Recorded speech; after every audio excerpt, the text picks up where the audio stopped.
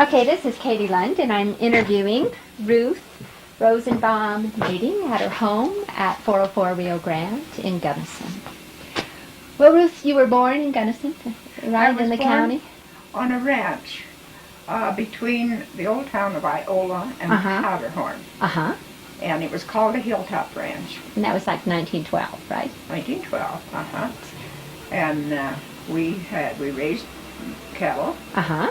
And we had a dairy. Mm-hmm. And we shipped milk, cream. Uh-huh.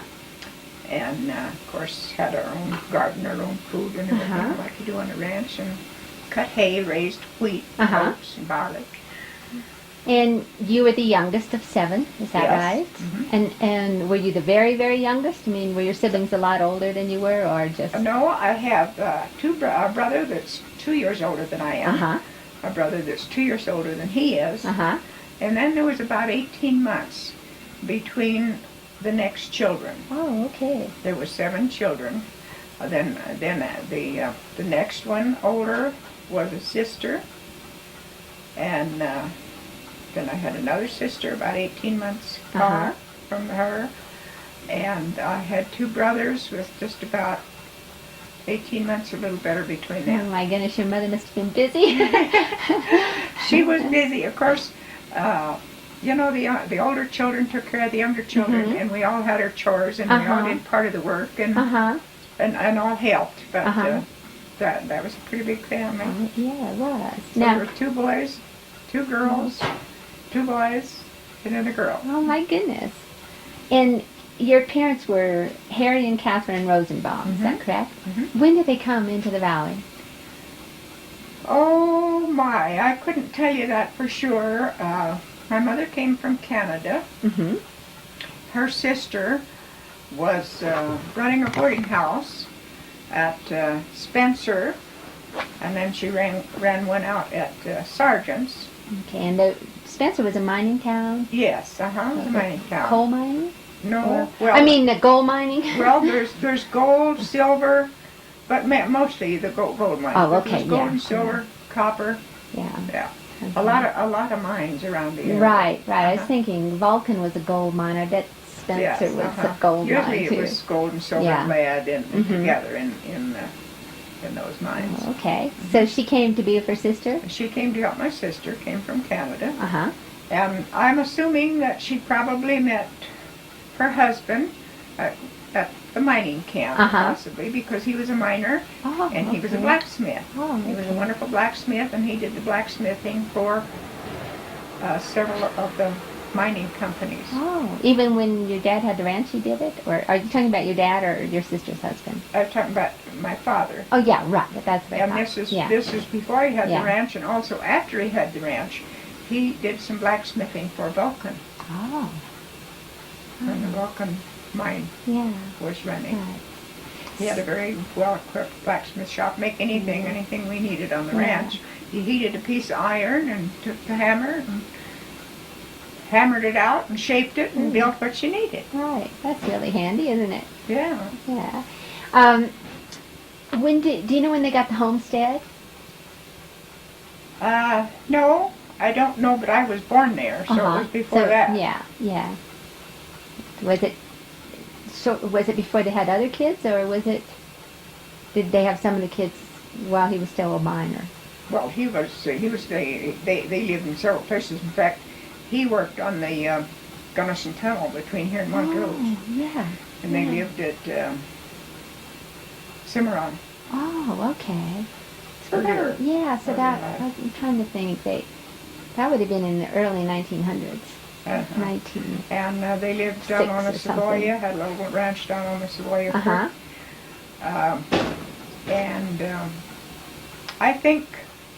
I believe they were probably on the ranch when both of my 2 younger brothers were born. Oh, okay. So, and my dad and his brother each one of them took a homestead out there. Okay. And then later, his brother went back to California, and he bought his brother's homestead. Oh, okay. About how many acres was the homestead? 640. Ooh, well, that was pretty good. Yeah, I think they possibly each one took out 320, and he ended up with 640 acres. Okay. What are some of your earliest memories about living on that ranch?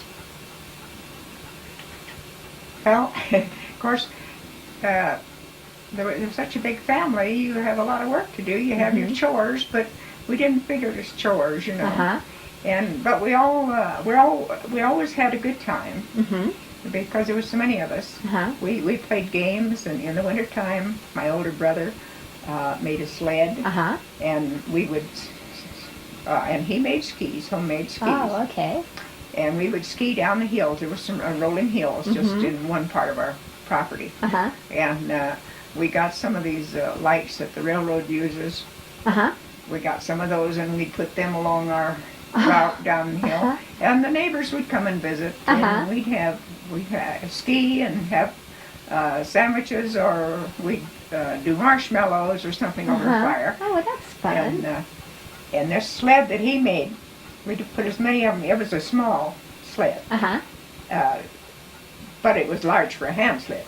And we'd put as many on as could get on it. And sometimes the last one would be scooted off before they got down the hill. Oh, that sounds like you had a good time. Oh, it was, and let's see, I went to the Spencer School. Oh, yeah, I was going to ask you about it. Was it a one-room school? Yes. And did they have school during the winter, or did they run from when the snows melted? No, they had it all year round. Oh, okay. All year round. And my older brothers and sisters walked to school. And I remember them telling about Lloyd was the one that's 4 years older than I am. And there's a shortcut to go to school, and we would go a longer way around to get to the mailbox. And they sent him across the shortcut, and they went around to the mailbox.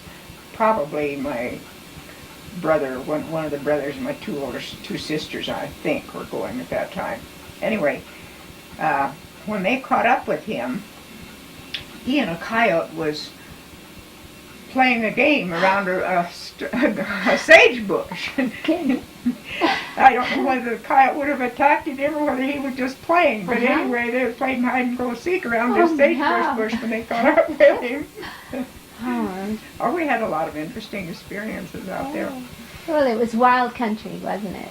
Well, yes, in a way. However, there was a lot of mines and a lot of people in the area. There's not many people there now. Right. Yeah, that's kind of ironic, isn't it? And then in later years, when I went to school, then we took a sled and pulled with a single horse.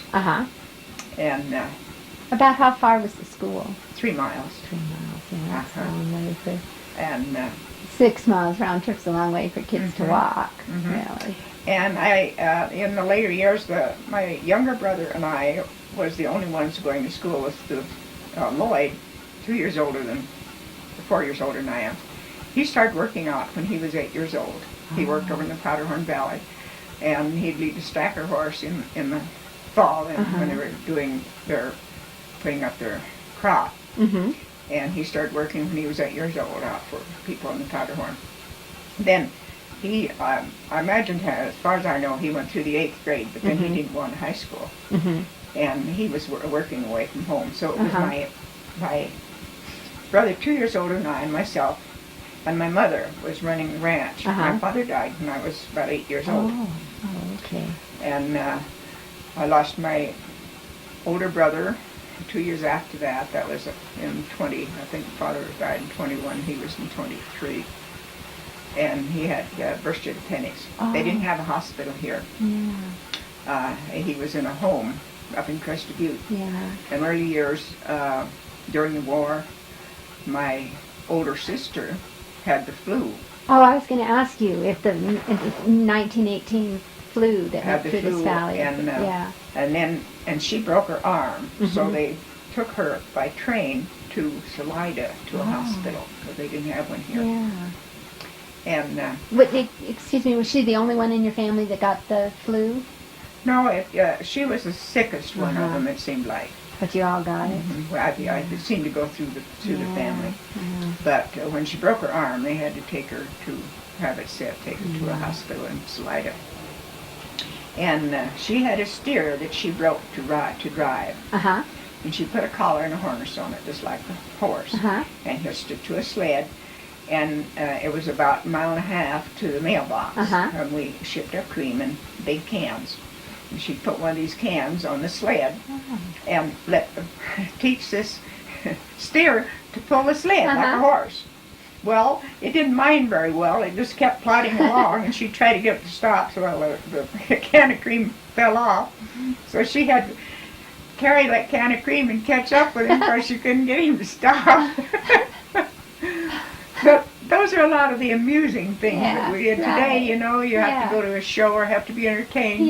But we sort of entertained ourselves. Right. I suppose you told that story for years, too, afterward, right? Oh, yeah. Was it a one-room school in Spencer? It was a one-room school. And did you have the same teacher, or did you get a new teacher every year? Or sometimes we'd have them more than 1 year, but usually it was a different teacher every year. And the older kids would help the younger kids with their reading and help them. We had from the 1st through the 8th grade. I graduated in the 8th grade in Spencer. And how many kids went to the school, approximately? Oh, goodness. I would say there was a time we probably had 20-some. Yeah. Sometimes we'd have the school full because they had all different grades. Right. Spencer was not a booming town at that time. It was a ghost town when I went to school, and I remember it. But it had a lot of buildings there, and had been a booming town. There was a couple of mines that were good producers. There was the Headlight Mine and the Copper Queen. Oh. And then there was others around, but I remember the Headlight probably operated later than any of them. And so did the kids just come from the Spencer area, or did you draw them in from other? From the ranches around. From the so ranches, you were 3 miles away. Yeah. And, of course, there was the Powderhorn. Powderhorn had their own school. Right. But there was a lot of ranchers around the area that came to the Spencer school. Okay. Then did you go to high school in town, or? I went to high school here in Gunnison when it was called the Normal School. Oh, okay. It was in one end of the building, and the high school was in the other. Yeah, My first year high school here. Okay. And that was in 1928. Yeah, I heard that was really nice because you got college teachers taught high school courses, and it was really a good education. Did you have to room in town, or did you commute every day? No. My mother and I moved to town. We rented a building down here on the Span Ranch that is south. It was a 2-story building south of Highway 50. Okay. And I thought I would freeze to death and I walked from there to high school. Ooh, no wonder you thought you would freeze to death. And when I'd come across by the Twin Bridges, that was the coldest place on the trip. And the gentleman that lived across the road, had the ranch across the road. He was a real gruff type of person. I guess he finally decided to feel sorry for me. He took his kids to school. And so he told me if I would be over there and on time and when he was ready to go, I could ride to school. That was nice. So I made sure that I got there. And we had my niece living with us. Her family weren't to where they could get milk and so forth for her. She needed milk. We took her when she was she was probably 6 months old maybe. And we took her and raised her until, which was about 3 to 4 years. And so Mother passed away, and then I left and went to California. And but anyway, it was cold, and that winter it got down to 55 below zero. Yeah, everybody says it used to be colder here. It used to be a lot colder. Yeah. And the milk even would freeze in the bucket sitting on the floor in our house. So were winters a lot worse in those days? They were a lot worse. We used to expect it to get down, and I remember after I left and went to California, lived for several years, and came back. My husband and I, he operated the welding shop. And we always expected it to go down 40 below before the winter was over. One year it stayed for pretty near a week. It didn't get above freezing in the middle of the day. It stayed down real cold. Well, I can remember, we moved here in 72, and I can remember the 70s. 40 below wasn't unusual, you know, and even in the early 80s, and then it seemed like it got much warmer. I can't remember the last time it was 40 below, but it's been a long time. Yeah, it's been a long time. It's much milder. And I've had people say, well, you were a child and things seemed bigger, and this is true, I agree to that. But when the snow would go over the fence posts and over the fence, and you could ski right over the fences, they don't shrink or grow. Yeah. No, that's so, true. And it would true. cover the fences every year. No. And my younger brother and I, when just he and I was going to school, we took a saddle horse and a pair of skis. And usually he got what he wanted usually. He would ride the skis, and I'd pull him up the hill.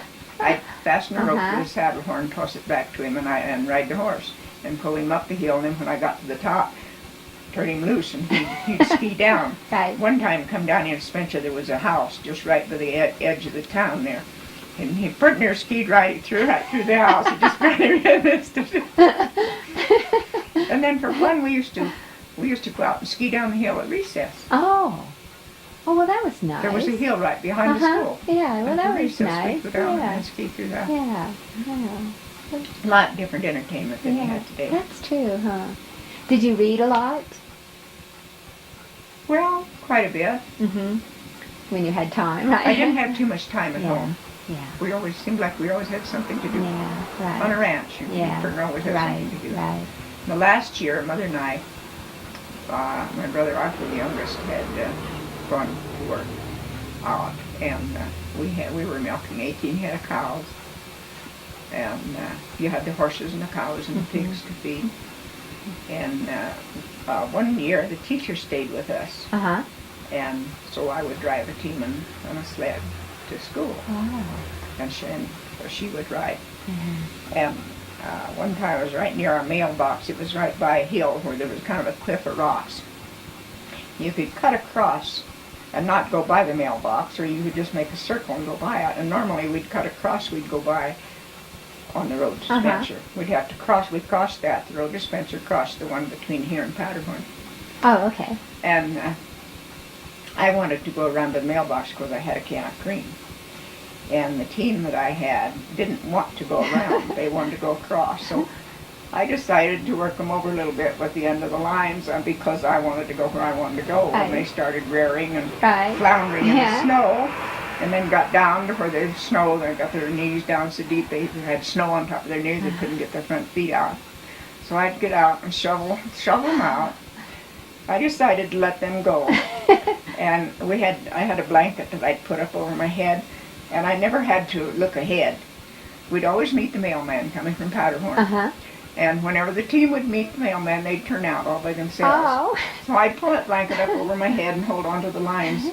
And when we come across where I could look to where this cliff was by the mailboxes, there was a lion laying up there. Mountain lion. So the horses knew what they were doing. I see, of course. Said, no, we don't want to go there. We have more sense to go there. Right. No, they were spooked at something, and but I didn't see anything. Yeah. Well, were there did you see a lot of mountain lions in those days up there? You didn't see them too often, but there were some around. I guess there's still some There's up there. still some around, Yeah, I had a student in GED from Powderhorn, and she said that they saw, footprints from mountain lions. Oh, yeah. I don't know that they'd seen the lions. They are pretty elusive. They don't like to. They hide pretty much. Oh yeah, they're really not that dangerous. Right. Normally. Yeah. And they might not have unless they were hungry. They might not have done anything but lay there and just sun itself when we come by, Right. But the horses didn't want to take that chance. Oh, I don't blame them. And you never know. The mountain lion could be hungry. I mean. That's true. Especially if it's winter, you don't know. Yeah. No, I've stayed at the schoolhouse with the teacher one year. There's a little one room over there for the teacher to stay, and it was a single woman, and I stayed with her for the winter one year. I went to school. And another interesting thing, we would take when we took the horses there was a old saloon in the yard that was fenced in for the school. It hadn't apparently been fenced in previously. But since it was becoming a ghost town and it wasn't being used, and they put a fence around the schoolyard, and we could turn our horses loose and they'd eat the grass in the schoolyard. And in the winter, we'd put them inside that saloon. And there was part of a well, it was, I guess most of the pool table was still in there. Oh. And on the corners, it had a lion's head with a ring in its nose. Uh-huh. And we'd tie our horses to that lion's head on the pool table. How neat. In for a barn in the old... I would have loved to have had a picture of that. Yeah, in the old vacated saloon. Yeah. Now, you were on the ranch during the Depression. Yes. Was it really, was it hard times? It wasn't that hard on the ranch. It wasn't as bad as it was when I was out. Well, I was out in California really in the Depression. I left here in 1929 Oh, you did? and went to California. Mother passed away Oh, okay. in August, and I went in the fall Oh, okay. And is with that, some friends. did you go to the San Francisco area, or did you go someplace different? Out of L.A. Out of L.A., okay. And Pasadena, South Pasadena. Must where have I been lived. nice then. And so Oh, so you weren't here. I What did wasn't you here. do in California during the Depression? I worked. I wanted to go to school. I was determined to go to school. Uh-huh. So I worked for a family, had a family of 2 children, and she was quite ill, and I did their washing and did part of the cooking and the housework for them and went to school. Oh, okay. That Where was did you my go to way school? Of having an income. Uh-huh. And then later on, I did waitress work Uh-huh. and to try to finish my schooling Uh-huh. out there. But And were you able to do that? I didn't. I decided that I had to take the 4 years and 3. Well, I had 3 left. I went 1 year here. Uh-huh. I decided that I had to get out of school. Kids are so impatient. And I decided I had to get out of school so I'd get me a good job. Yeah. And instead of taking 4 credits, I'd take 6. Uh-huh. And I ended up with a nervous breakdown shortly before graduation. See that. You know, you don't gain. You don't always gain on these things. I know. But it was very interesting to the schools that they had there. I think they went to school more for the sociability of it. Oh, really? They didn't know their arithmetic. They didn't know their English. They couldn't diagram sentences. Oh, my goodness. And I used to be so aggravated because they didn't have to work and so forth. Yeah, and right. And they weren't taking Right. advantage of what was there for them. Right. One thing about the little one-room school, you learn. Uh-huh. The teacher knows That's whether you what know I it or not. heard. And you really learn a lot in Yeah. the one-room school. Well, I heard somebody told me, and I can't remember who, that you get such a good education because you get to listen in on the lessons of the older kids. Mhm. So you're learning geography and history, even when you're real little, 1st, 2nd grade. You couldn't read it, but you can hear it. You can hear it. Yeah. And the teacher knows you have to take your exam. In the schools today, the teacher has too many children Yeah. to be as much contact one-on-one as you are in a one-room school. And not only too many children, but some of those children are so needy. They come so wounded to school that they right. can't, I mean, it's just, I really feel sorry for teachers today because I see them working very, very hard and very That's right. conscientiously. They really do. Yeah, and people give them a And- bad and rap, they, you know. They don't have the discipline. They are not Yes. allowed the discipline in Yes. school, and that's one of the biggest mistakes that they ever made. Well, when I went to school, if you got in trouble with the teacher, your parents took the teacher's side. There was no question Oh, that that's you were absolutely right. That's absolutely I mean, right. you were in trouble at You home. were punished when you got home. Yeah. And the teacher Yeah. would slap your hand with a Yeah. ruler or something. Yeah. There was some discipline. Yes. They're not even allowed to discipline. And they're not allowed to discipline them at home anymore because they'll holler child abuse. And that has put more criminals on the street than anything else, in my opinion. So, what was California a real shock after living in above Iowa? It was just really beautiful. I really enjoyed it. Mm-hmm. The winters were nice down there, weren't they? Yeah, they were. Yeah. I got off lonesome, believe it or not. I got off lonesome for the mountains. Oh, and I for home. believe that. Yeah. But, I was thinking that today. I think people always get lonesome for the place where they were raised. Because, as I'm getting older, I start thinking about, I wouldn't go back to the Bay Area. There are too many people and everything. I wouldn't know. But I think about the ocean. I always miss the ocean. Miss the I'll ocean always because you were miss raised it. up- Yeah. Where were Yeah. you? Around San Francisco. San Francisco. Mhm. I Yeah. lived over in the Bay, or across Sausalito. Sausalito, right, when you worked for the And I worked in the shipyard. Shipyards, when my right. husband went to the end of the service. Yeah. But other than that, most of the time I spent more time around Pasadena, South Pasadena, Glendale. And that was North supposed to have been Hollywood. so beautiful then because there weren't all the people. No, there's not, no. Yeah. And what was so beautiful to me when I went out there was along the highways and the freeway, they had the beautiful flowers. Yes, yes. And they could have flowers in the wintertime. And Yes, we yes. They didn't have them here. I know. I know. So, you stayed in California. Must have gotten married in California. I got married in California. And then my husband went in the service. Mm-hmm. We had just moved up to San Francisco. Uh-huh. And he, in fact, moved up to the shipyard. He was working in the shipyard Uh-huh. when he was called to the service. Then I went to school to be a welder Oh. and worked in the shipyard Oh, okay. until it closed. Yeah. Was that hard Anymore. work? No, not really. All it was the lines were pretty heavy to pull to the different areas, but it was interesting work. Uh-huh. It was a little bit to begin with when I had to do overhead welding and all these sparks would be flying down on you. You learn to ignore it because you got on leather clothing, you have on a helmet and a hard hat, and so you don't get hurt. But it was interesting to be able to put things together and an accomplishment. Uh-huh. And my crew, the one that I was on, our leaderman didn't want women on his crew. Oh. And he informed them he didn't want women on his crew. It ended up that he had an all-woman crew. That's not surprising. The men went to war. They went to war, and he had an all-woman crew. But he had a good crew. They weren't just jumping off onto another ship and leaving their work or anything. We really had a good crew. And we'd get to go out on the boat when they go out on the trial run. If there was any welding, if there was some pickup work, welding needed to be done, we did it. But if there wasn't anything to do, you could get out on the deck and watch around. And that's exciting, I think, to go out. And, so because I was on the outfitting docks, on what they call the ways where they start putting their ship together, and you have so much of this flat welding, heavy, solid welding. But we were doing more repair work. We would put the gun mounts for the guns and so forth like that. We'd have to weld those. But most of the time we'd have to pick up a seam where somebody didn't finish it. Or, sometimes we would have to crawl in very inconvenient corners to do this. And I remember one time it was on the side of the ship, and there had been a bench or shelf built there to hold something, and you had to crawl down behind it.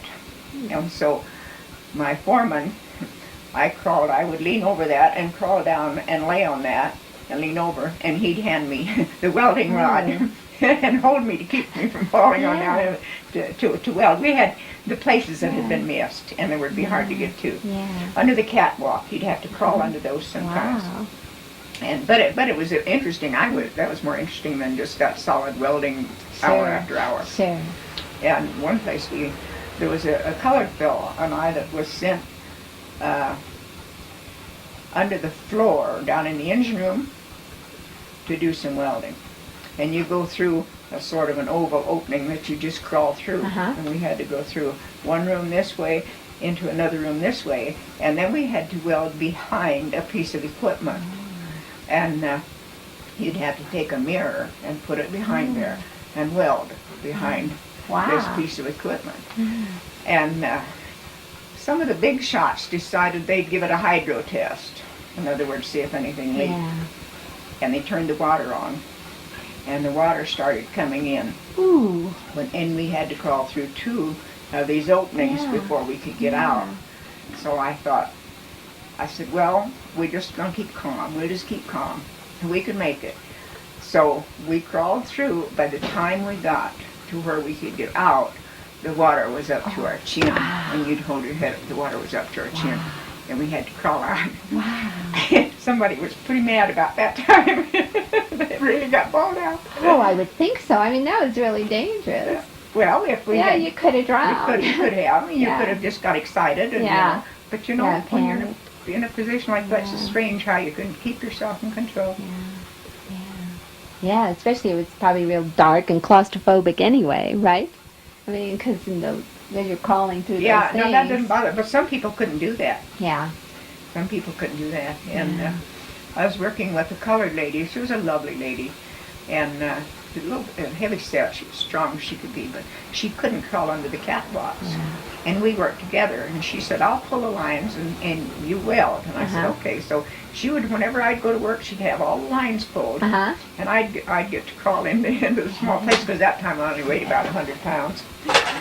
Well, you don't weigh much more than 100 pounds now. About 25 or so, but I know, but that's not much more. but it was really, and she was lovely person, and she would stand back when we go to get off of the ship, and I said, "Come on, maybe Ray, you're going to lunch with me." And she was just a really lovely person. Yeah.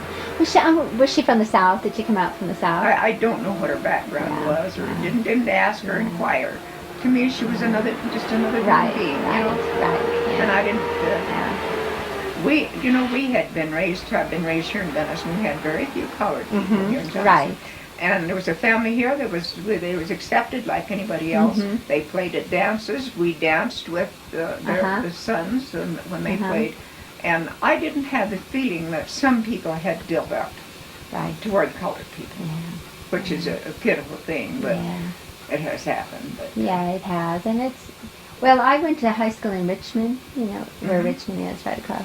And I guess during the war, I didn't live there during the war because I lived in San Francisco then, but during the war, lots of people, both whites and blacks, came in from the South to work in the shipyards in Richmond. And then they stayed afterward. And I went to school with people who, there was always that tension, Yeah. I'd never been subjected to that because I wasn't around the colored people that much, and they were just like the rest of us. The family was here, and which that's where it should be. And I know in Pasadena there was a colored person, a lady that would bake birthday cakes. She was a wonderful cook, and everybody just loved her. She made birthday cakes and wedding cakes and so forth. Well, what made you decide to come back to Gunnison? And when did you come back? Did you come back after the war, after your husband came back from overseas? Right after the war. Well, I lost my husband going overseas. I lost him in France. Oh, I didn't realize that. In the Bulge and when they went into France. Yeah, the battle of the So Bulge. then I married someone in California, and my sister had a piece of property here. She was moving to California, and she wanted to sell it. So we decided to come out and buy that and start a welding shop, and that's what we did. And where was your husband from? He was from Iowa. Oh, okay. And he had gone out and was working in the shipyard. Oh, okay. So he knew bad winters if he was from Iowa. Snow wouldn't surprise him. Did he like Gunnison?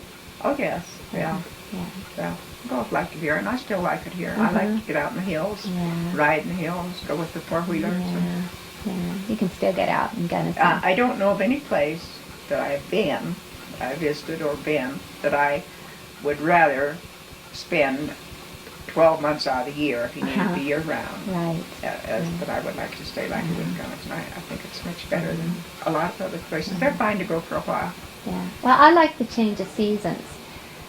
Even though I grew up in California, I like having fall and then winter, and you do different things. I mean, in the winter you just slow down because you just can't go as fast. And that's right. You do different things. And the summers, of course, I love the summers.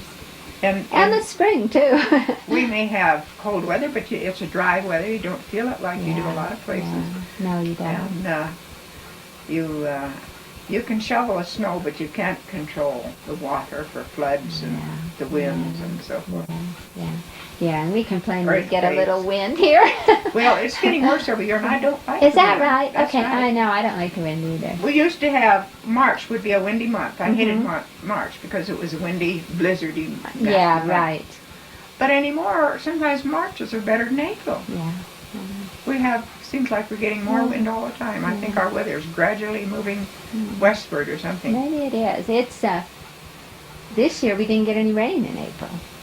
We count on that rain, And now we didn't get any rain, and all we got was wind. So you think, well, it'll rain this summer, I hope. I mean, usually Well, we the need way it very is. badly. However, we Yeah. needed some warm weather to make things grow. Yeah, that's true. And it's been nice. We've had some lovely days. Yeah. I was so happy my flax came out this morning, and I came over and looked at your flax, and I thought, oh, I should. Your flax have been out for a while, haven't No, they? just the No? last day or two. Oh, really? Okay. And I have a lot of it around, but the one that's open out here, Yeah. I think just yesterday or day before it opened up. Yeah, yeah, mine. I Those that warm woke weather. up this morning, looked out the window, and went, "Oh, my flax are blooming! Yay! Finally!" And then they'll bloom all. The nice thing Yeah. about them, they'll bloom off and on. They'll bloom all summer long. Yeah, I like flax. You'll lose some blossoms, but you'll have some new ones. You also had cabins on West Tamichi, right? That you rented out? Is Yes, that right? at the welding shop. Oh, okay. And where Where was did you that? get all this information? Well, I almost brought the article. In 1975, they did an article on you in the Shopper. Do you remember that? They did your picture, and then they talked about you. You were the first woman president of the Four Wheelers then. They had some of the dates wrong, though. See, they said you went to California during the war. That's why I didn't know you went in 1929. But they just, they had enough that I talked to Lillian Salmons too. She gave me some information about you too. But, Yeah, I'd forgotten about that. yeah, so I almost brought it. I thought maybe I should bring it and show it to her. Do you remember this? No, I forgot to bring it. But where was that on West Tamichi? Was that like where the Lazy K is, or the Wildwood, or? It's this side of the Lazy K. Oh, It's this okay. side of the Wildwood. The Oh, Wildwood okay. joins it. The cabins are still there, and there's one of the we had about 4 or 5 pine trees, and there's only one pine tree there. Okay. And we put up a building for the welding shop. It adjoins the Wildwood, Oh, okay. All and right. there's still cabins there. Oh, okay. All right. Oh, yeah. And it's been it was a plumbing shop for a while after we sold it. Mm-hmm. But my husband built the shop that's there, and built it for his garage. Uh-huh. When in the yard, there was an old root cellar would go down under the ground. Yeah. And there was no building. There was the cabins for rent, Uh-huh. but there's no building for a shop. So he would keep his welding rods in there to keep them dry Right. and weld out just out in the yard Oh, till we okay. got the garage built. Yeah. And then we leveled the cellar to Uh-huh. make a better yard and so Yeah. forth. And that big old tree that's there, we planted it, and it was Oh. probably only about 3 feet, 2.5 Okay, I'll have to feet go by high. and look at it and see what it Right, looks yeah. like. And we had 4 of them there, but I think there's only 1 of them left anymore. Well, you and your husband started the Civil Air Patrol here. Well, yes, the branch, they had the Civil Air Patrol. It was sort of like a 4-wheel drive deal. Uh-huh. And they would go out on missions, rescue missions, and we worked with them. And then we started the branch that gave the training, the pilot's training. Oh, okay. Kazmarek, Uh-huh. the teacher, Yeah. was with us, and he taught Oh, the okay. students to fly, and we taught them to march and so forth. Uh-huh. We Oh. would, 12, 13, 14-year-old could join, and we would get uniforms from the Air Force Uh-huh. for them. Oh, nice. So it was really a Yeah. branch of the Air Yeah. Force, a Oh, civilian that's branch of the Air nice. Yeah. Force. Yeah, and you saw that there was a need for it here. Hmm. Hmm.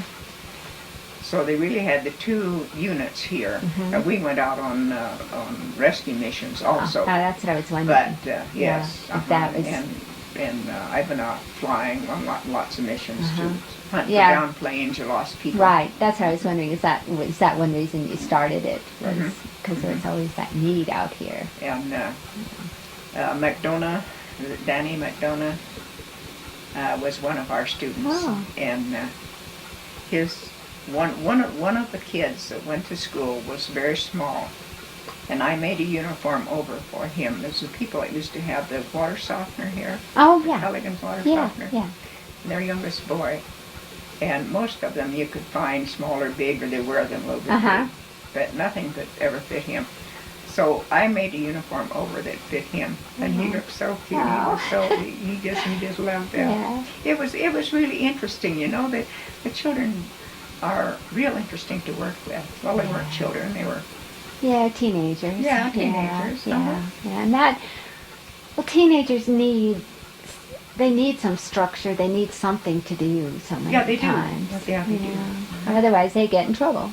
This is what helps keep them out. Yeah, it does. That's why it's so important. And then they could learn to fly. A lot of them joined because they wanted to learn to fly, which Colonel Kazmarek taught them. Yeah, he was a good pilot. Oh, and he would make trips down to Delta at night after teaching here. He would go to Delta and teach different subjects at night on his own time. He's a good person. And today you're very active. You're still active in four-wheelers, right? Oh, yes. You take the trips during the summer? Yes. What's your favorite place to go? Four-wheelers. One of my favorite places is to go over to Marble. And now a lot of people don't like to go down the canyon down by the Devil's Punch Bowl. Yeah. That's one that I think is very pretty up above Gothic and across. It's so pretty around the Gothic area. And there's another one that most people don't take anymore, and that's you go to the top of Red Mountain Pass, and then you go down the pass to not Silverton. Uray. Okay. And is that the one? Not the one where you come over from Lake City, or is it? No, you have That's to go over. Cinnamon. Yeah, it's a different way. Yeah. Highway, was it 580 or something there? Anyway, it's a little bit rough, and you have to know what you're doing to drive it. But it's very interesting. So you still have your own four-wheel drive? It's over. They call it Black Bear Pass. It doesn't have a name, but it's Black Bear by the Black Bear Mine. Oh, okay. On top, you go to the top of Red Mountain Pass and go down. Black Bear Pass. Yeah. And go Black Bear, and there's beautiful, beautiful flowers up there in August, late July, August. There used to be a sign as you started, got on top of the pass, and where the road took off. The sign said, "You don't have to be crazy to drive it, but it helps." And they've taken that down. Don't want to scare off. But it's probably a sign they should have left up, because sometimes people get back there who don't know what they're doing. Well, this is true, you know. This is true. Yeah, and that's where the danger happens. Also, I read in this article that you traveled a lot. Where are some of your favorite places to travel? Well, didn't know that I've done too much traveling, but I visited my sister in Washington. And I have this brother's 2 years older than I am, lives in Georgia. And his daughter and I I have a Chevy pickup with a camper on it. And we took the camper. She worked for the airlines. And so she was a hostess, so she could get a free pass out. And then when she'd have time off, then we traveled our way back to Georgia to her dad's, and we took side trips wherever we wanted to go. Yeah, so you've seen a lot of the country there. Oh yeah, and we stayed in the camper. We didn't park in the regular parks. The first night we started out, we decided we didn't want to park in one of the regular parks. So I was going through this town, and there was a used car lot. We decided we'd pull on it. We pulled, and it was lit, had strings of lights on it. So we pulled into the used car lot, parked between 2 cars. And then we left before ever the attendants came the next day. I heard that that's a good place to stay, though, if you're in a big city. We figured you'd get better protection there. Yes. And after we had our lights out, no one had ever known but it was just a camper or something there for sale. And then we started staying with, we stayed with Ramada and some of the motel campers. For campers. Yeah. And one place we stayed, it was a nice grassy spot. We parked in their parking lot, and there was this nice grassy spot and park. It had a little lake in it, and it had ducks on it. We said that was our front yard. And we could go in and use the restroom if we wanted to. Yeah. We didn't have a restroom in our camper. We'd go in there and use their restroom. Yeah. And we could eat in there if we wanted to, or we Yeah. could cook in the camper. Yeah. So we started staying in their parking Yeah. lots from the rest of the way on Yeah. Makes it, especially when you're on the road all day. into Georgia. Yeah. Yeah. Well, what is the biggest change you've seen over the years in this valley? What are some of the biggest changes? You must have seen a lot of changes since 1912. Well, yes, I guess I probably have, but there's been a big change in the weather is one thing. Yeah. And of course, the town is growing, but we lost an awful lot of people a year or two ago. A lot of businesses left and everything, and now it started growing again. It's always been like that, though, hasn't it? I mean, even just since I've been here in the 25 years, it's either booming or busting, booming or busting. Mm-hmm. You know, it just seemed like it just stays at a steady. And of course, it is a tourist town, Mm-hmm. and people love to come out here in the summer and fishing and hunting and so forth in the fall. Yeah, and it was a ranching, mining place Yeah, when it used you to were be younger. used to be more the mining. Now it's ranching and tourists. Yeah. Uh-huh. What's the best part of living here? Well, I don't know. Probably.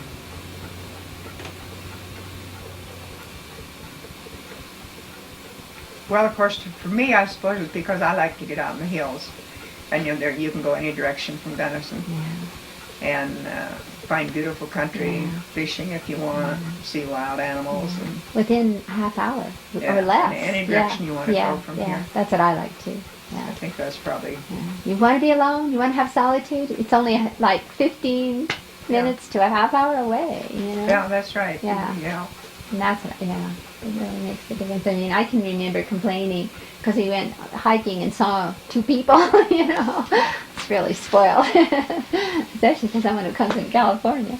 What's the hardest part of living in this valley? Well, I don't really find it difficult. A lot of people don't like the snow. Sometimes I get awful tired of having to clean my car every morning because I don't have a garage. If I had a garage, I wouldn't have to do that. Right. And it may be just a little snow, but it's just enough that you have to clean it or clean the frost off. Right. And but really, I don't think that living here is difficult. Okay. Was it ever difficult? I don't think so. Even when we couldn't get out so easily over the highways and everything. I guess we're just used to it. It never bothered me that much. Okay. When you're looking back over your years here, what would you say were a couple of your happiest memories? One, two, whatever you feel comfortable talking about. Oh my. I don't know. That's just really difficult.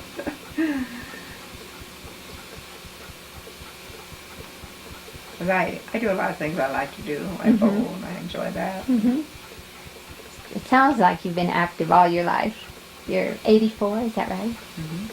We'll be this August. Oh, okay. It sounds like you're as busy at 84 as you were at 12. Well, the last 2 or 3 weeks I've been so busy I can't even hardly keep up with things. Well, is there something I should have asked you that I didn't ask you that you would like to say about your life here? Oh, I don't know. I think we've covered it pretty well, I guess. Okay. Well, thank you very much. I really appreciate it.